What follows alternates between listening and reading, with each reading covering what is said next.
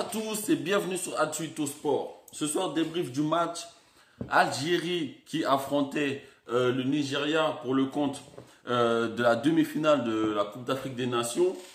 Victoire 2-1 des Algériens avec une merveille de coup franc de Riyad Mahrez en toute fin de rencontre. Franchement, les Algériens, ils ont beaucoup de réussite pendant cette compétition.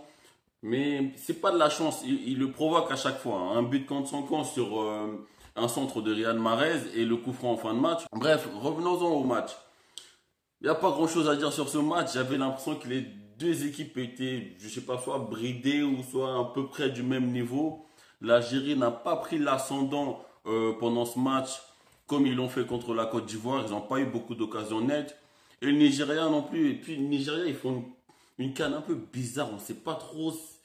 On connaît pas trop leur niveau. Ils arrivent en demi-finale, mais on comprend pas trop comment. Il n'y a pas vraiment de jeu. Iwobi, Moussa et tout, ils sont pas percutants. Ils changent pas la face de l'équipe du Nigeria. Les Nigériens se sont comportés comme les Ivoiriens contre l'Algérie en quart. Ils égalisent, mais tout de suite après l'égalisation, ils retombent un peu dans leur travers. Je comprends pas cette logique de lorsque tu marques un but, de jouer la sécurité tout de suite après, histoire de se dire on va peut-être aller en prolongation, au tir au but. Je ne sais pas pourquoi ils font ça. En temps normal, lorsque une équipe qui est menée égalise, normalement reprend légèrement l'ascendant pendant au moins 10-15 minutes sur son adversaire.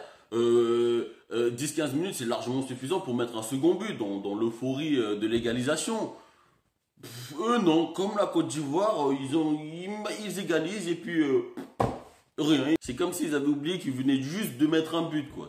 J'arrive pas à comprendre. Après l'égalisation, le match il était pas exceptionnel. À un moment où j'ai failli m'endormir, jusqu'au dernier coup franc obtenu par les Algériens à 22-23 mètres des buts. Alors je vous le dis sincèrement, je sentais vraiment qu'il allait foutre ce ballon au premier poteau. Oui, parce que à ce moment-là, il a plus de chances de marquer le coup franc en tentant très fort au premier poteau plutôt qu'en visant la lucarne au second poteau.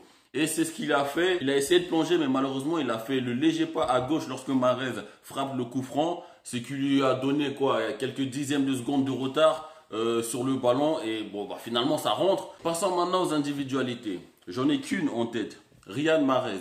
Il met un but et demi, parce que le premier c'est un CSC, mais c'est lui qui lance l'action, qui fait le centre, et qui malheureusement est contré par le défenseur nigérien, qui marque contre son camp.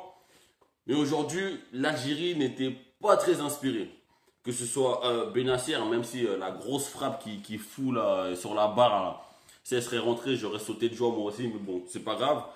Fegouli non plus, la défense pas top. Aujourd'hui, c'était pas une grande équipe algérienne, mais Mahrez était là pour sauver les meubles et le merveille de coup franc qu'il met en fin de rencontre dans les dernières secondes. Je pense que ça va les requinquer pour la finale. Là, ils vont aller à fond. Hein. Ils vont vraiment aller à fond parce que c'est passé tout juste là contre le Nigeria. Et pour moi, Mahrez est clairement l'homme de cette qualification au final. Comme j'ai dit, hein, on aura une finale Sénégal-Algérie.